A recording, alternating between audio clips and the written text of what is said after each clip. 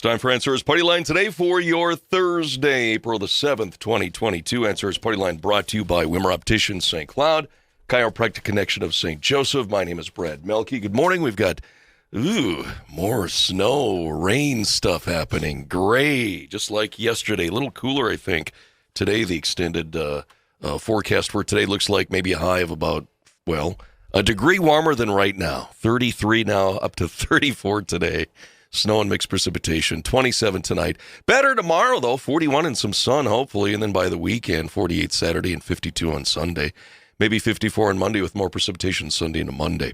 33 now. My name is Brad Melke. In studio with us, we have from the Soil and Water Conservation District, Dennis Fuchs. We have from the Natural Resources Conservation Center, Chris Hogge. Dennis, Chris, good morning. Good morning. Oh, happy Thursday. Yeah, right? Boy, I tell you, I could use some sunshine. It sounds like this weekend, especially Saturday, we should see the sun. Maybe tomorrow afternoon. Maybe. Yeah, it'll be good. I'm sure the farmers are itching to get out in the field. But go ahead, Chris. No, I was just going to say this is a chilly day. This is definitely a warm bowl of chili day. What's it like in Kansas City right about now? I have no idea. Yeah, good question. Chris? I have no idea. We got to let the listeners know where Chris is getting detailed, too, for 90 days. Yes, I am getting detailed. I was notified early this week that I was going to be detailed to Kansas for 90 days. I will be taking the place of the state wildlife biologist there for a time to fill in the space while he is, I believe, the assistant to the state con or something like that. So, are these non-consecutive days? No, they'll all be in one 90-day period. So it'll be, 3 months or so, give or take a bit? Never heard the term with regards to what you guys do as detailed. Detailed basically means that I am there to fill a position. They have a couple of different types. We have acting, which I'm kind of in an acting position. You're kind of in that place, but you don't really have any benefits. You just kind of do it remotely, most generally. Mm-hmm. And then with the detail, I'm actually going to probably be there for a portion of the time.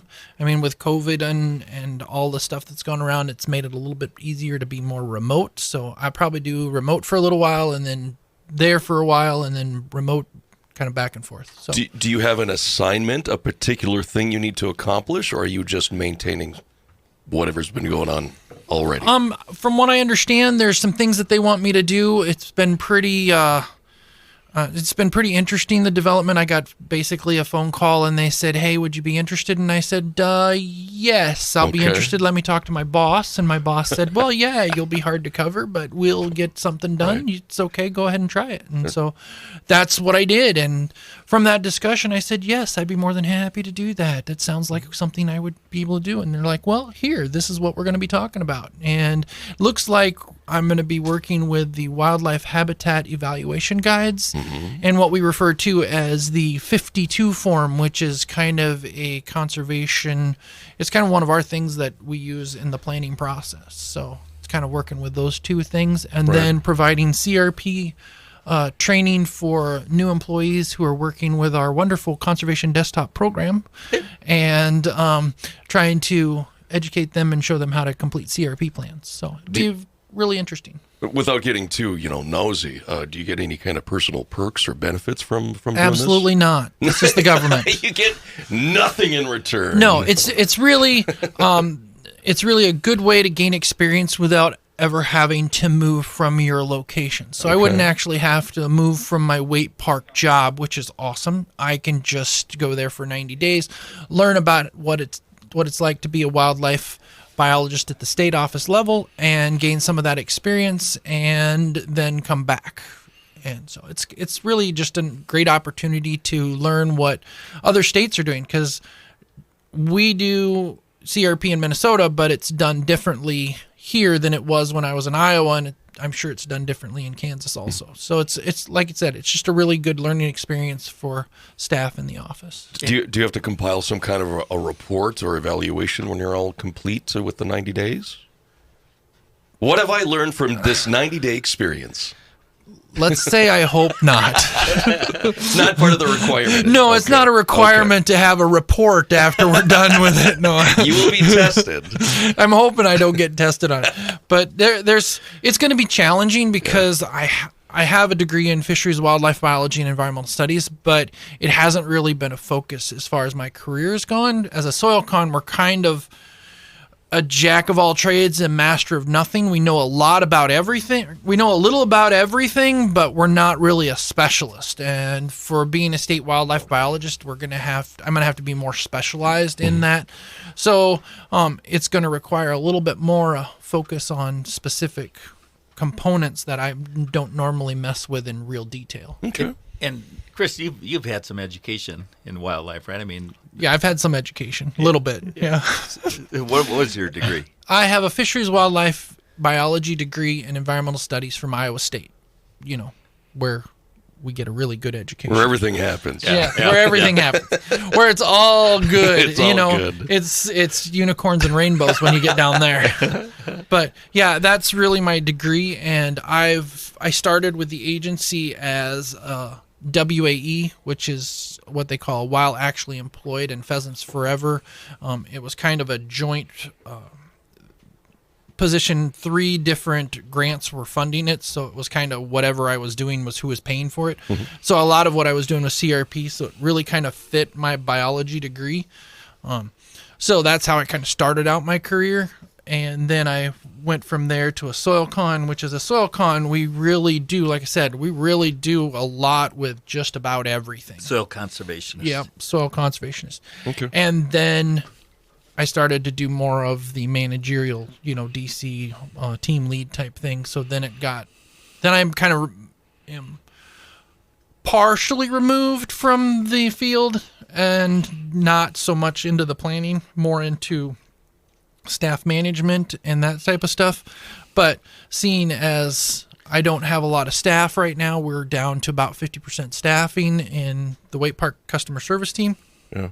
I am way more in the field and really involved in the planning process right now. So I've been completing conservation plans and everything for folks, which brings me to the next thing. But wait, hold okay. one second. I'm sorry, Chris. I got to go to a break. Let's pick up right there where you want to transition to something here. Already on a break. Gosh, that went so fast. I bet everybody's just riveted. It is 9:30 news time, KASM Radio. NRCS Partyline continues. I'm Brad Melke in studio with us from SWCD. Dennis Fuchs, NRCS, Chris Hogge. Been visiting with Chris for a portion of the early portion of our program. Chris, let's pick up where we left off, talking about your detail, and now what should we talk about? Well, we'll just continue talking about the detail, and you asked what the temperature was in Kansas, and yes. I'll actually be located in Salina, Kansas. It's kind of interesting that the state office is in a smaller town. It's not in like Topeka or anything like that. I was kind of shocked in that because Salina is very small in comparison. And it's actually going to be 46 there today. But later on in the week, it could get all the way up to 84. So pretty excited about that, actually get into some warmer weather. Absolutely. But, it's probably warmer than here in the summertime also, probably in the hundreds, I'm sure. So it'll be good to do that in the springtime and then be out of there by the summertime. So, sure. Before it gets hot. Boy, so, talk about coordinating a detail. Yeah. He's calculating right there. Yeah, right there, yep. So I'll be done in about June-ish, just before it gets hot. Yes. See, there's planning tied to that.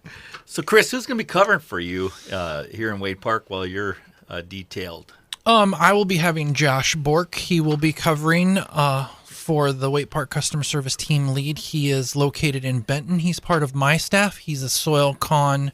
Well, he's actually just he's a soil con, but he's a non-supervisory district conservationist in Benton County. So he'll be taking over the reins for the 90 days. So like I said, it's kind of a really nice opportunity for me, but it's also a nice opportunity for Josh because Josh gets to do the team lead position without really having to move for the job itself. He can just kind of gain the experience, and it looks good for his resume when he is to, maybe apply for a team lead position. He'll have at least had some experience doing so. And some of the listeners might be thinking, Bork, that's a familiar name.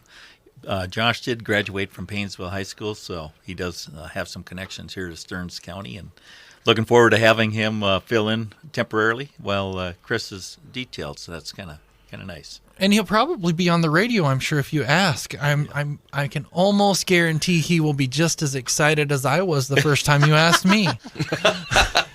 He says with such sincerity. Well, I guarantee, because I think I still remember the day when I walked into the office. Hey, you going to radio? Radio? What do you mean radio? Well, we've got a show to do. Sure. And I'm like, really? So I'm sure you all remember the first show that I did. It was probably pretty disastrous, but we did make it through it. But back to what I was saying. We are low down on staff, and we're about 50%. So we do have openings that are coming open, and I know I keep talking about it all the time, but we do have openings across the country in NRCS and across the state of Minnesota with the Natural Resources Conservation Service. If you are interested in any of those positions or you see something, please reference usajobs.gov, and that is where you can go to find all the job listings for the entire country or specifically Minnesota, or you can even get down to the specific city that you're interested in going to see if there's any job opportunities there. And then if you have any interest in doing so, if you would be willing to send me a transcript or your resume, I can kind of forward that on to the people that are interested in hiring, and they can be looking out for applications as they come through. So it's just something that you can kind of keep on the radar for yourself. I know for the Waite Park customer service team, I'm looking for at least 2 to 3 soil cons, which would be Soil Conservationist, GS579. So these are, I'm not talking summer intern type positions, I'm talking full-time careers. These are 30-year careers if you want them to be. You can go from a soil con. I started when I first started, I was like WAE, I wasn't even a soil con, and I'm now a team lead. So it took me a little while to get there, but you can start as a soil con and you can be a team lead or a non-supervisory district conservationist, or heck, you could even be a state con. So it's Chris, just how you want to do your job. Chris, have you found somebody to replace Mike Hammond, that a fabulous engineering technician that worked here in Stearns County and established all these wonderful relationships with our farmers and contractors? And he's now been detailed, or actually taken a new job in a different part of the state. But have you ever filled his position or tried to fill his shoes? Nope, but that position is coming out here in probably in the next month or so. We're going to open up, they call them civil engineering technicians, and that will be listed on USA Jobs. They're located in Waite Park, and that should be, I'm thinking it's a 579, but I'm not sure on the whole listing for that one. But if you're interested and you have any engineering experience and or degree, then you can always apply for that type of position and see if you can get a... And I just remind you, Chris, I don't think the listeners have any idea what you're talking about when you go 579. Oh, 579. You sound like a spy when you say that. Right. 579, that's a kind of the GS pay scale that we have. So okay. I don't keep track of the GS pay scale. It's something that you can look up online, just grade and service, I believe is what it stands for, and look it up, and that will tell you what the pay scale is for it. If you go on to USA Jobs, it will also list the pay scale. It'll give you a range for basically the lowest you'll get paid and the highest you'll get paid for that job. So that's kind of how that works. But like I said, if you're interested, go to usajobs.gov. You will find the jobs listed there.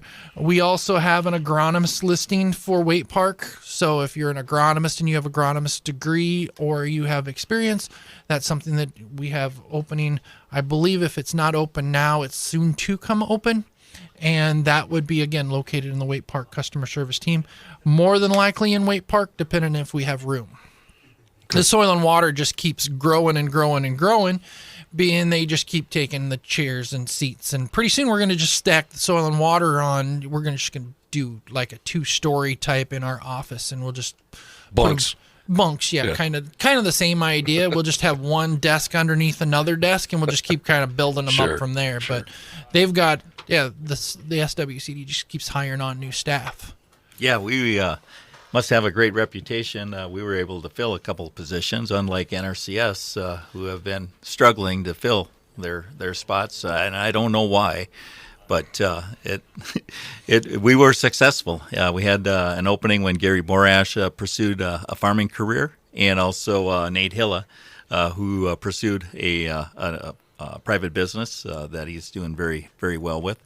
And we've got those 2 positions vacancies filled, and we'll have a new person joining our team on Monday, April 11th. Ben Whitrock is going to be the West Central Technical Service Area Engineering Technician, and he's a Stearns SWCD employee that's contracted to provide engineering services across a 12 SWCD area from Benton to Big Stone.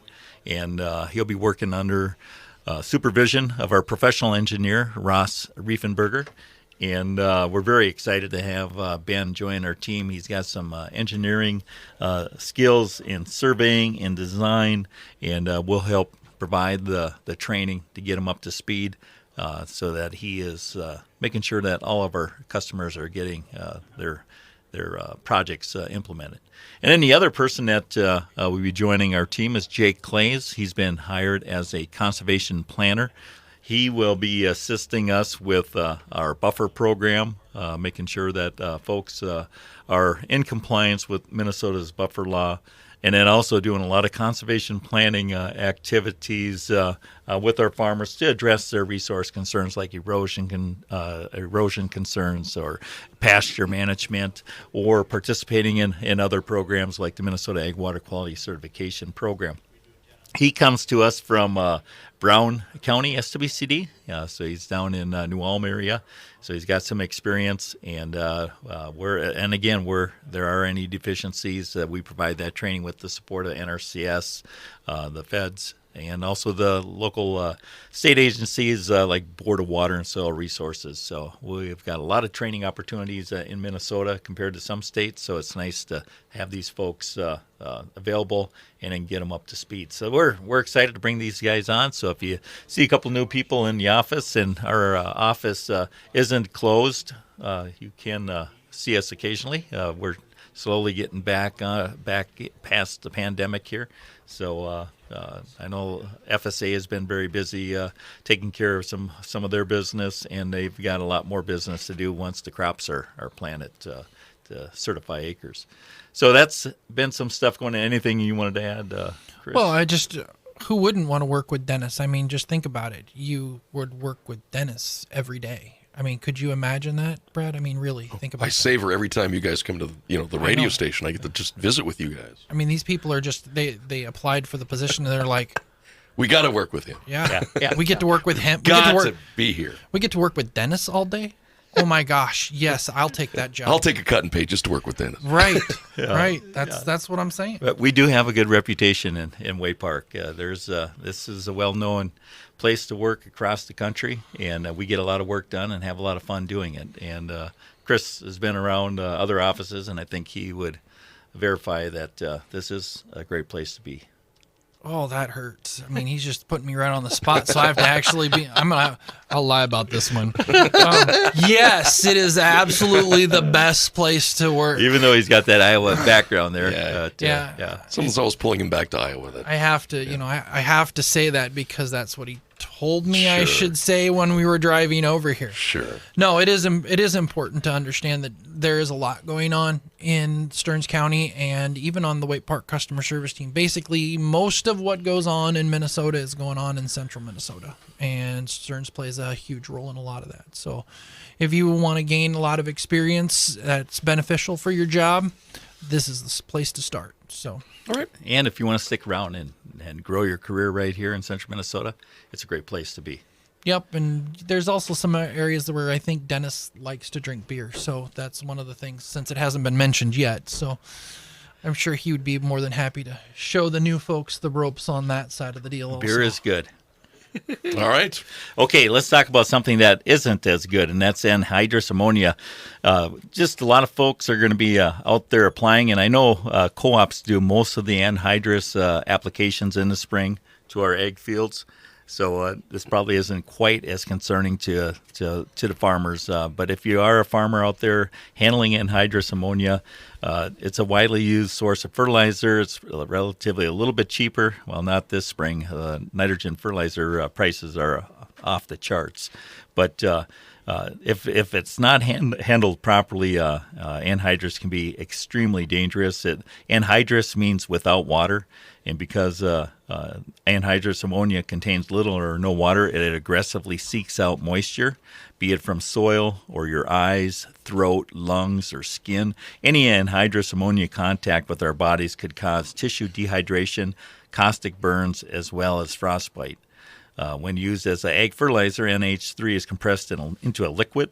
This requires a substantial amount of pressure and specially designed tanks and equipment. If not stored or transported properly, serious injuries are possible. I actually had a friend that was exposed to some anhydrous mist vapors and was severely hurt and had actual skin damage and has been you're trying to get through that the rest of his life. So just be careful out there, not only with anhydrous, but with the amount of equipment being moved this spring. Just be careful out there. We hope to see you in the office and be able to work with you for a long time. So I just wanted to talk a little bit about another partnership that we have here in central Minnesota, and that's called the Headwaters of Agriculture Sustainability Partnership. And we abbreviate that as HASP. And HASP is an organization that was created in 2018, and it's a unique collaboration of public and private and nonprofit partners deploying solutions here in central Minnesota. Those solutions benefit the environment, the economic viability of our farmers, and of our rural communities. So the partnership serves both ag and environmental communities, and it's a forum where innovative ideas can be considered, supported, accelerated, and implemented with the partnership's diverse experience, skills, and networks. And some of the partners include the Environmental Initiative, the Nature Conservancy, our Matt Bruette with our Stearns SWCD board, along with myself and Mark Lefebvre. We also have some ag chemical companies, Minnesota Milk, Midwest Dairy, are also partners on this. We have some farmers. Steve Schlungen, who also is on the AMPI board of directors, is also part of this. And then a few others, including the University of Minnesota Extension Service. Dana Adams is the representative for Extension. So we've got a variety of projects going on that with HASP as the umbrella over these projects. And a couple of those include our return on investment study. We're working with AgCentric out of Staples, Keith Olander and his team, and we're looking at doing a comprehensive enterprise-wide farm business management analysis on farmers that have implemented the Minnesota Ag Water Quality Certification and comparing their return on investment with those conservation practices they have implemented versus folks that are still farming in a more conventional manner. And what we're finding is that those folks that have implemented conservation practices, soil health practices, reducing tillage, using cover crops, are actually seeing a greater return on their investment. So they're actually more sustainable than folks that are farming in a more conventional manner. So that is great as we try to promote conservation practices with our farmers, that we can actually show them that your bottom line is going to improve as you implement additional conservation practices. And cover crops, that's an additional pass out there, the seed, and a little different management. So there's some extra input from the farmer, but you're also reducing other tillage passes and maybe even reducing the amount of herbicides applied. So you're gaining value there. And actually having this, working with Keith Olander and comparing this over many, many farms across Minnesota, it's great to see that we've got a story to tell here, and we really encourage farmers to take a little closer look at their return on investment instead of just taking a look at what the yield is, but take a look at how much fuel you're spending, how many tillage passes, how much equipment it takes to do these tillage operations on your farm. And you start putting that all together, and you really can see that I could reduce my fuel costs. And if you look at the price of diesel being, close to $4.50 a gallon, it's going to take a lot of fuel. So any pass that you can eliminate out on your field as you're doing your spring operations is going to save you a lot of money. And it's also going to help conserve our soil. I just want to bring up what happened here. 3 weeks ago? We had that major wind event come through central Minnesota, and they clocked gust up to 52 miles an hour at the St. Cloud Airport. friend of mine who lives in Sherburne County sent me a picture of his vehicle that was just covered with soil that was wind deposited on his vehicle. So there's a tremendous amount of soil getting moved with our wind, and not to mention with our snow melt in the spring, we've also seen some soil moving off fields, and we just do not want to see that. So try to maximize the amount of crop residue or cover crops on your fields. And if you're interested in participating, you're going, gosh, yeah, that's great, return on investment. How can I participate? Give Chris or I a call in the office, 320-251-7800. Extension 3. Another program is our All Acres for Water. This is a special project in the St. Martin farming Richmond area, and we're working with a special donor that's providing additional funds for farmers and ag retailers to help us achieve our conservation goals. We're looking for a 20% reduction in phosphorus and nutrients moving into the Sauk River chain of lakes, and we've made significant advances with the projects we've been implementing, including ag waste, cover crops, erosion control, and we're hoping that we can achieve more in that area in the next couple of years before that project comes to an end. We also have our ESMC project, the Ecosystem Services Market Consortium. That's where you can get paid for additional conservation practices that you implement on your farm to store carbon or improve water quality or water quantity, if you can help store water on your farm too. Now, Brad, you're looking at me like you got a question. Yeah. A question came in from a listener. Absolutely. It says, what have you seen as the best cover crop in terms of return on investment? That's a good question. And a lot of our folks that are participating in the study have dairy, and a lot of the folks are taking a forage crop off of cereal rye or winter rye. And so they plant it in the fall, and then they'll take a crop off late May, early June, and then follow that with soybean production. We've had one of our farmers do that last year, just south of Albany, and he was able to harvest, and I think he got 3 tons of forage material from the rye, and then planted soybeans, and then it got somewhat dry, but he still managed to get 40 bushels to the acre, even at drought, off of these acres with the soybean crop. So he was extremely happy that he had all that forage material to feed to his livestock, and then also came back with 40 bushel soybeans off of that particular field. So it's those types of crops or cover crops, and you can do a more diverse mix, but your seed cost it does increase. And what we have found, if you just want to get started, and to keep it simple, cereal rye is something that overwinters. If you look out across the county and you see areas of green, something starting to look green out there right now, that is typically cereal rye that's starting to come back. And that typically can be harvested late May, early June. And then if you want to no-till directly into that, like a soybean crop, that works very well. And they recommend not doing any tillage after the forage material is removed, because it does leave some clods out there, so it works much better just to no-till drill your soybeans right into that stand. That's just one example, and staff have got other examples they can share. We've got other farmers that are doing other things, and we've got a network out there of folks that are really succeeding with cover crops. And if you're interested, we can share that contact information with you by giving us a call in the office or swinging by, and we'll make sure that we get you set up with additional information. That ESMC, the Ecosystem Services Market Consortium, you have to do additional practices. So if you're exploring cover crops, there's an opportunity to get some additional payment for that, and you can also participate in maybe an incentive program that we might have available through our office, either through EQIP or special programs that the SWCD has received state funding for. And there's also something else that's happening with ESMC. Hormel and Target are both very interested in making sure that this ESMC pilot project in central Minnesota succeeds. The ESMC pilot project is looking at getting 50,000 acres in the upper Mississippi River Basin, basically the whole 2/3 of Minnesota, to participate in this special project.